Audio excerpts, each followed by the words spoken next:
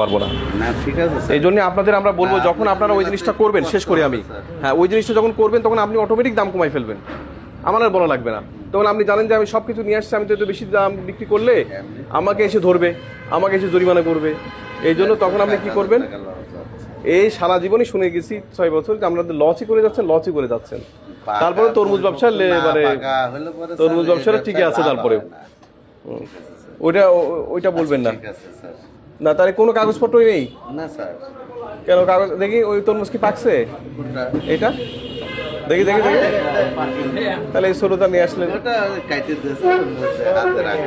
না, ওইটা নিয়ে আসতে হবে, আমি সেদিন তো জরিমানা করছি তো। তাহলে এখন থেকে ওই ক্ষেত থেকে আমরা কাগজ করে নিয়ে আসবো, সাদা কাগজ নিয়ে আসতে হবে।